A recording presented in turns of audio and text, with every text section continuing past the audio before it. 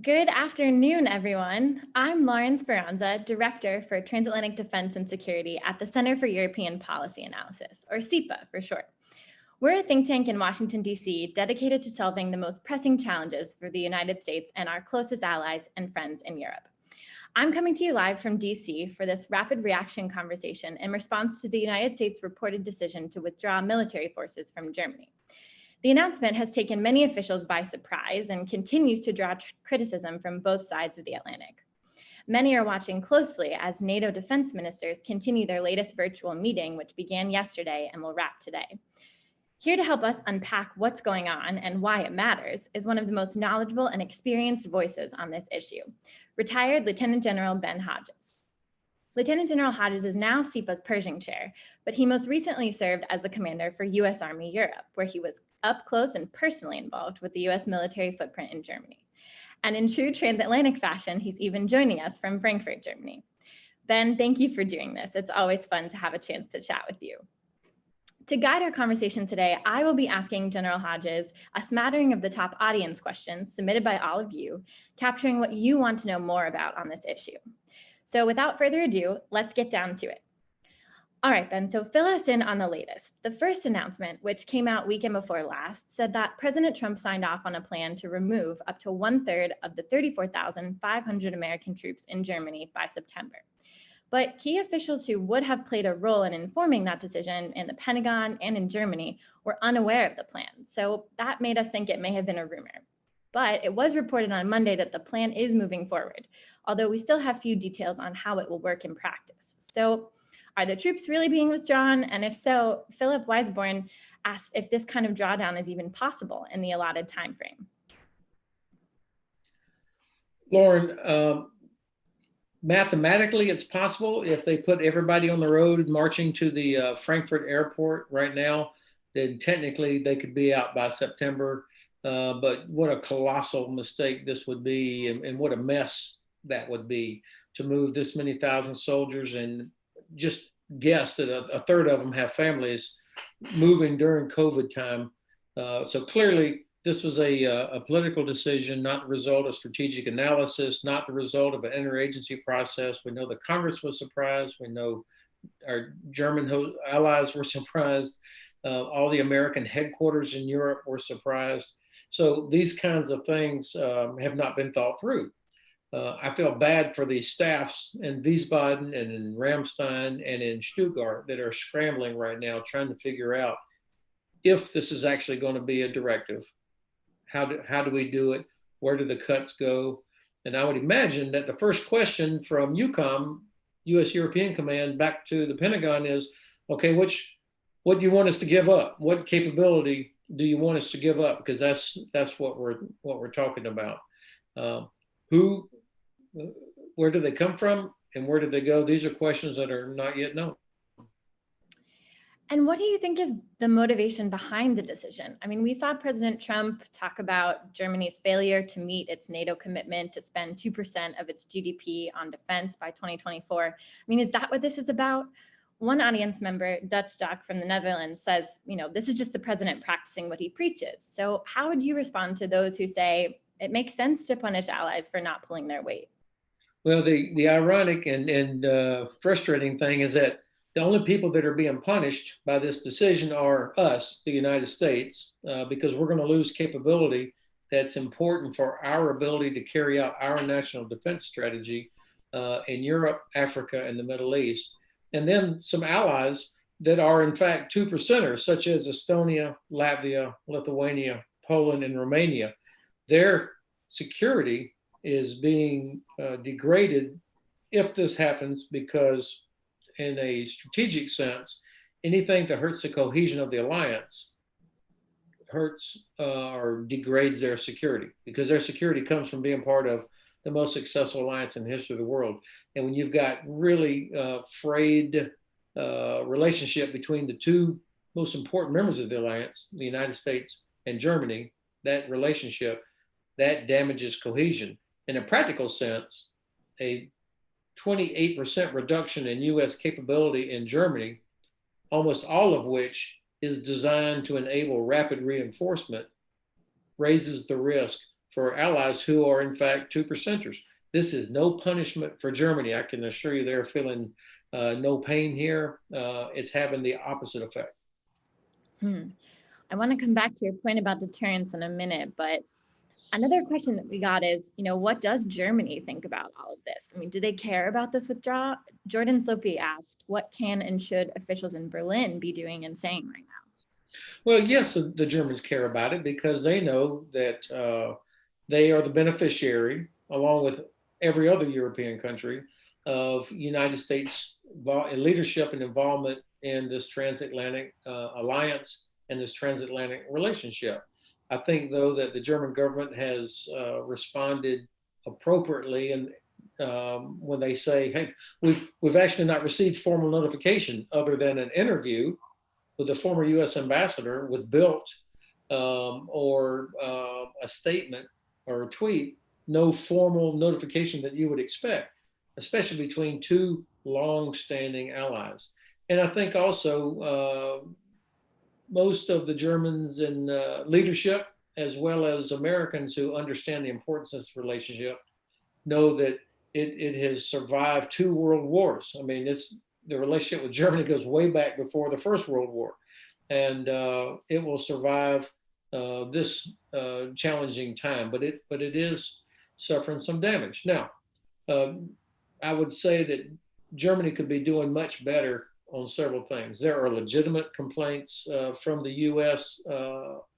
About defense investment, readiness of the Bundeswehr, Nord Stream 2, trade imbalances. There are a lot of factors that have gone into this. It's what's unfortunate is that the administration has taken an approach that could have damaging long-term strategic effect. And I just don't think this is how you talk to an ally, to publicly, constantly criticize them. And to be candid, the references to Germany being delinquent on payments to NATO, I have to say, reveals a total lack of understanding of what 2% actually is, what the agreement is, how money moves inside the alliance. Germany is completely up to date on payments that it was contributions it's supposed to make to NATO. It's the 2% obligation for their own defense and their own spending. That's where the shortfall is. That's such a great point, and I think something that often gets lost in some of these political debates. So thanks for explaining that a little bit more about 2%. I think what you said is the ironic part is this isn't so much, a blow to Germany as it is to the United States. And one of our audience members, Michael Hermata, wants to ask, how does the U.S. gain from its military footprint in Germany? So can you walk us through in a little bit more detail some of the benefits we have from our posture abroad?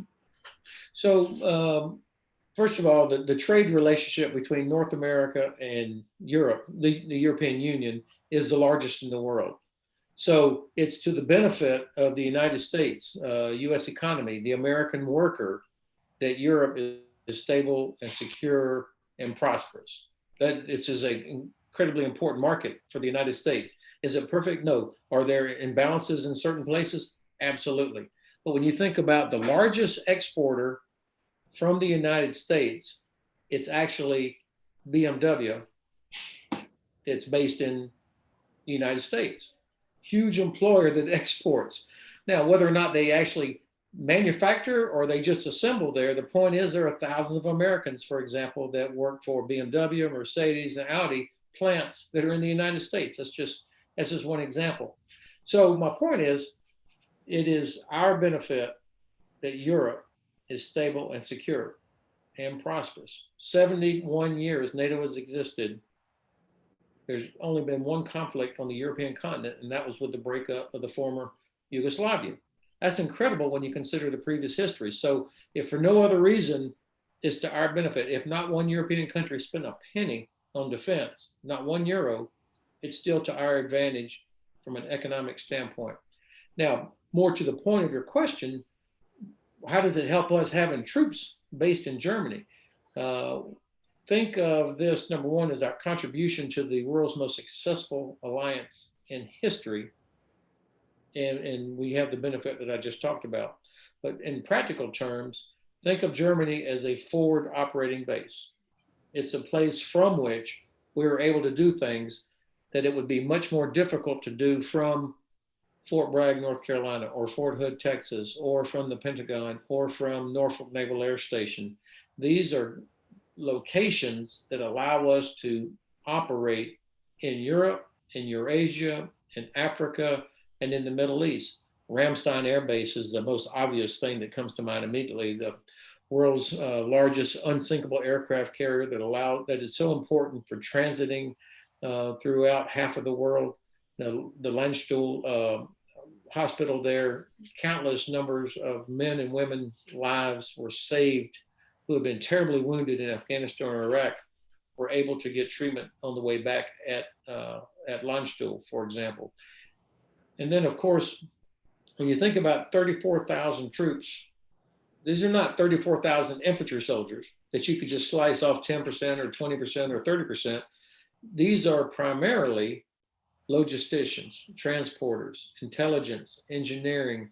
We have one air defense battalion, one special forces battalion. That's it.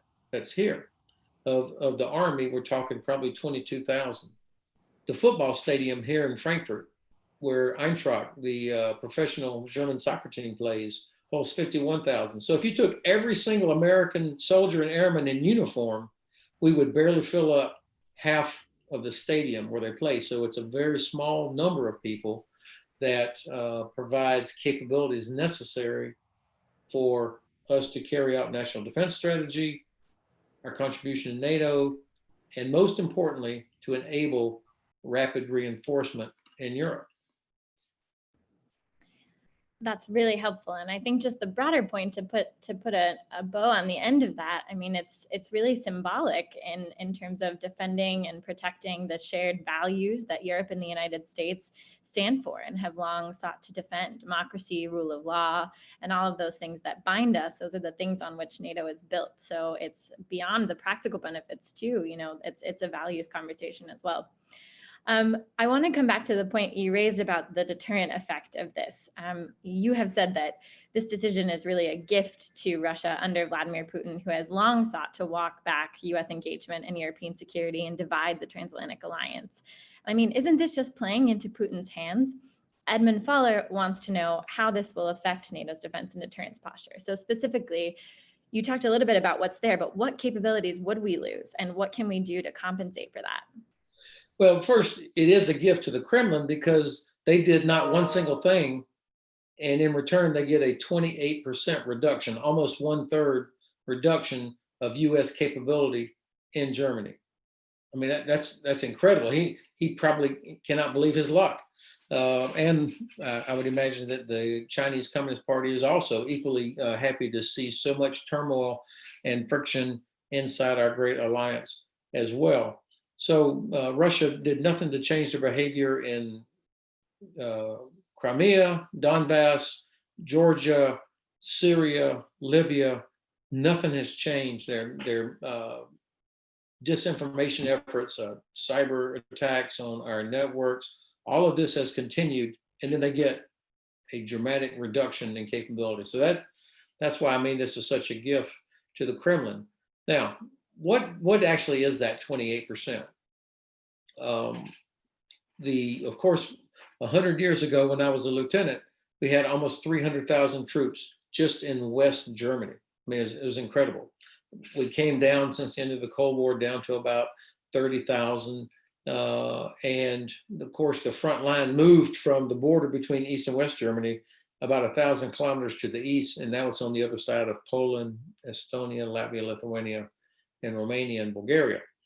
So we don't need 300,000 troops in Europe anymore, certainly not in Germany. But what we do need is a footprint that allows rapid reinforcement as well as maintaining situational awareness, what the Department of Defense calls to set the theater, so that if there's a crisis, we could bring troops from the states, Army, Air Force, you name it, to be able to either prevent the crisis or address the crisis, respond to it.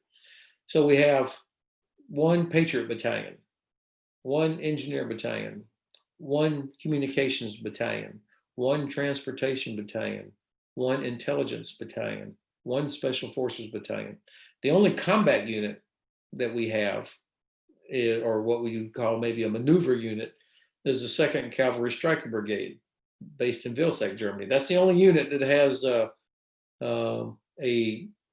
seize terrain, destroy the enemy type function. Everybody else is responsible for maintaining situational awareness, being tied into NATO's structure so that we can rapidly reinforce with troops coming from the continental United States. So if you reduce by 30% or 28% any of these one-of-a-kind type units, in effect, it's 100% reduction, because a transportation battalion that's been whittled down to 2/3 of its capability can no longer perform its task. So a 30% reduction, in effect, is a 100% reduction. That's really interesting. I think it's helpful to dive into the numbers, because sometimes we see the number 52,000, which is the cap that we could have, but really there's only about 35,000 American troops there now. So we're really only talking about a 10,000 troop cut. And Rachel Rizzo has asked, is that really a significant reduction? I mean, aren't the 25,000 that would still be there enough to achieve those things you were just outlining? And isn't it healthy to kind of do these reviews of U.S. global force posture as the threat environment starts to evolve around the world? Now we're talking about China and threats elsewhere in the world. So, can we still achieve what we need to achieve with less? But is what you're saying that the footprint there is so thin already that the answer to that is no? So Rachel is a little smarter than the average bear, and she's right, of course, in that you do have to go through force posture review. You're constantly analyzing: do we have the right size? Do we have the right mix of capabilities? Can we accomplish the tasks we're given? And that's what strategy is all about. Ends, ways, and means. What is the end that you need to accomplish? And then you have to come up with the means and the ways to accomplish the task. You don't adjust the task based on what you have. You have to provide the capabilities you need to accomplish the strategic end, if that is in fact a strategic interest. Now, of course, when we say 35,000, 52,000, people are kind of loose with the numbers here. The 52,000 also includes the thousands of Department of the Army and Department of the Air Force civilian employees that are part of any military organization, and DoD civilians as well. So in terms of actual people wearing uniform, the number is about 35,000, and that is probably around 12,000 Air Force, 24,000 Army, or something about like that. And because there is no plan, because this proposal did not come as a result of strategic analysis, we don't know exactly where those numbers are going to come from. I mean, you've got hundreds of people in uniform that work in Stuttgart at U.S. Africa Command. I mean, Germany allows us to have Africa Command and European Command in Stuttgart. Presumably, some of this cut, a 28% reduction, I mean, you can only take out so much of your engineers or your air defense or your striker cavalrymen or intel. You're going to have to hit headquarters also. So I imagine that AFRICOM and EUCOM are both doing serious staff work right now, trying to figure out, okay, what do we have to protect, or what do we go back to the Pentagon and say, sorry, if you cut us this much, we can no longer perform this particular function. So Pentagon, you're going to have to accept the risk of us not being able to do certain tasks. That's the kind of work that normally would go on in a regular force structure review process. I mean, it was that kind of a disciplined process that got us from around 300,000 at the end of the Cold War with German reunification down to around a significantly smaller number. But then also after Russia's invasion of Ukraine, when the number went back up, That was the result of strategic analysis. And if you remember, it was only not even 2 months ago that the Pentagon announced the establishment of a core headquarters, the bulk of which would be stationed at Fort Knox, Kentucky, but the fourth element was coming to Europe because recognition of a need to increase command and control capability in Europe. And then you have a U-turn 2 weeks ago of a dramatic reduction of a big round number, which clearly bears no relation to any strategic analysis. That's why this is so confusing for not only U.S. headquarters over in Europe, but also for our allies. Well, speaking of allies, it's been reported that some of the troops that were pulling out of Germany could be redirected to another ally, like Poland, for example, who is another NATO ally who's eagerly volunteered to host U.S. troops. And Dr. Solomon Pasi, who's former Bulgarian foreign minister, he says anything that's moving allied forces closer to the Black Sea is actually an improvement. So, you could ask, wouldn't this kind of move enhance our deterrence posture, being closer to Russia? But, at what cost does that come to allied cohesion? So, of course, there's a lot of news in the last couple of days about upcoming visit of President Duda from Poland to the White House. Our U.S. ambassador in Warsaw has been talking a lot here in the last 48 hours about big announcement to come. So there is a lot of speculation that there's going to be an announcement about a possible increase of U.S. troops in Poland. I don't know that, of course.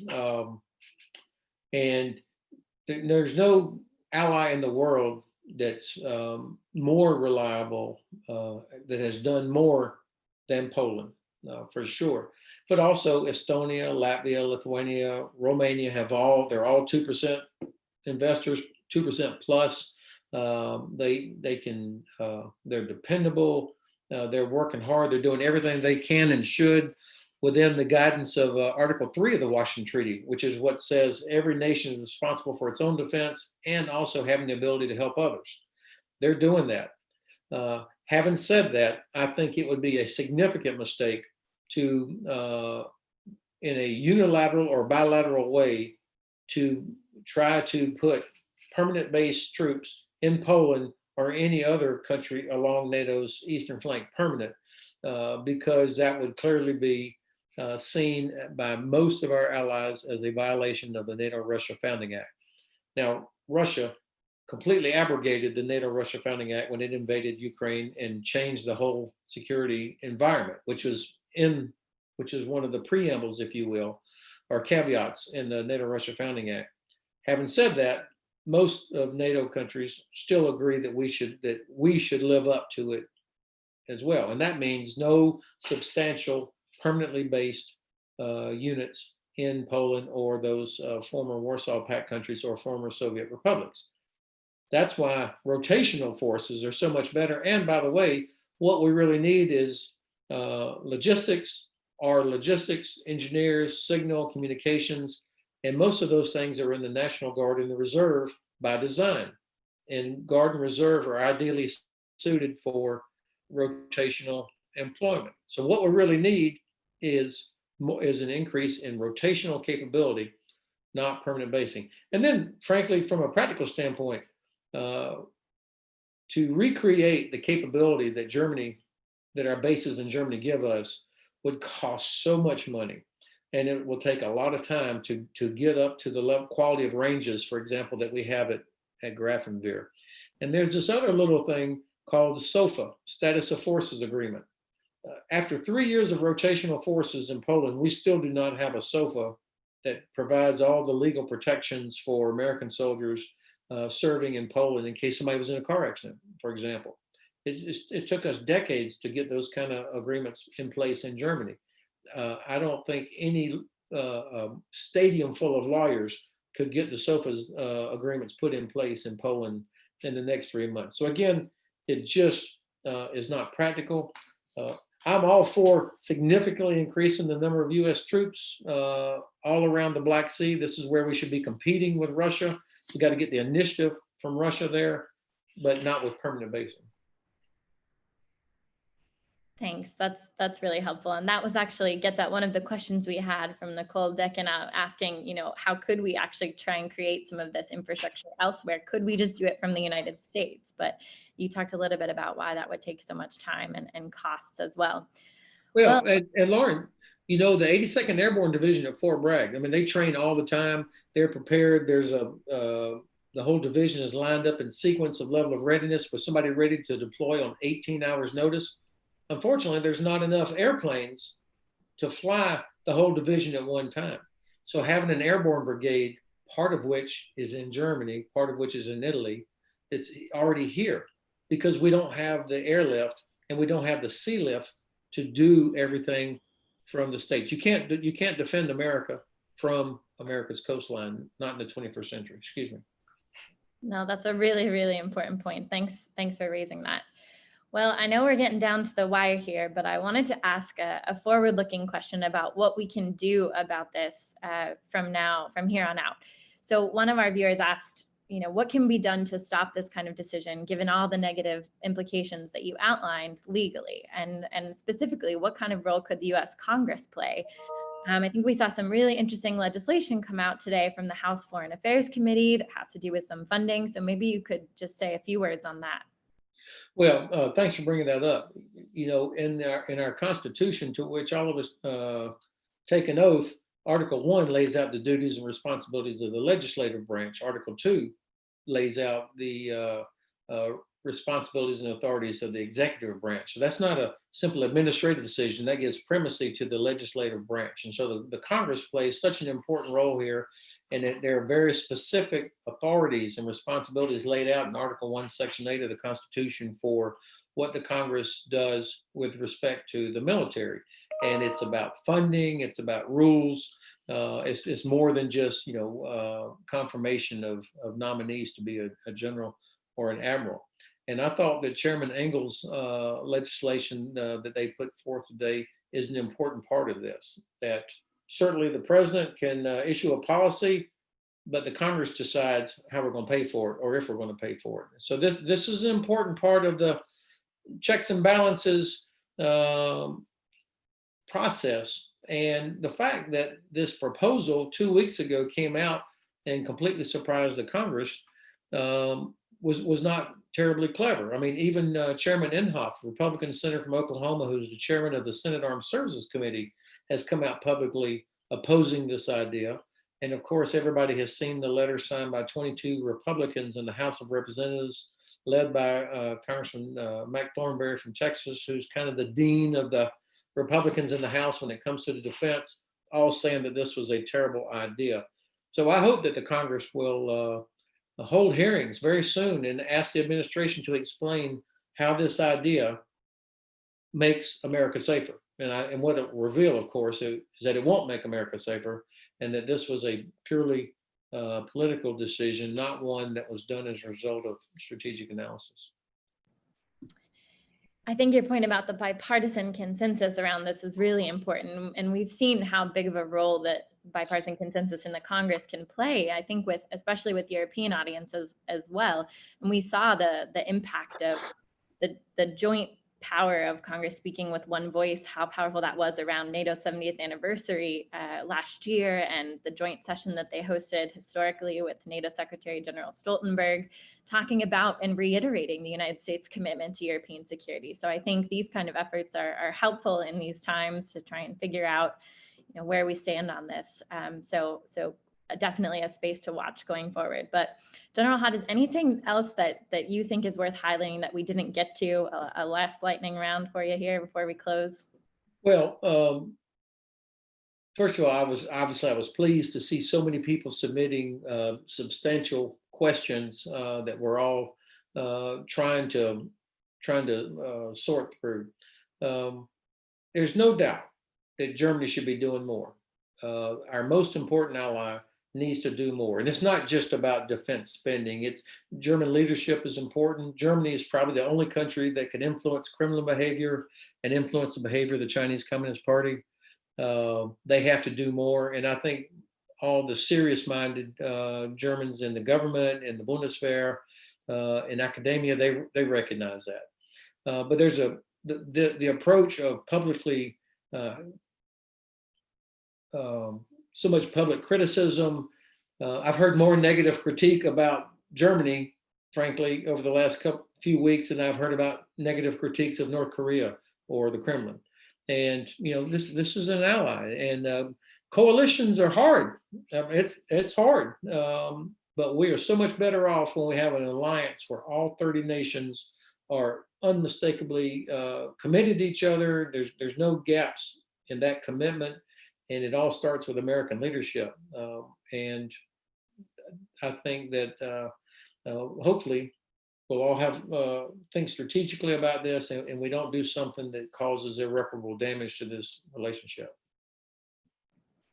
Thanks, General Hodges. Great point to end on. And there you have it, folks. You asked and we answered. General Hodges, thank you so much for taking the time to share some of your insights. Thanks to all of you watching out there for submitting some stellar questions. And if your question didn't get answered, please tweet at or message us at CEPA, and we'll certainly get back to you. And for more content on core transatlantic issues, follow us and visit www.cepa.org to register for our mailing list and stay in touch. We look forward to continuing this dialogue with all of you in the future at our next Rapid Reaction event. And until then, stay safe and healthy. And this is CEPA signing off.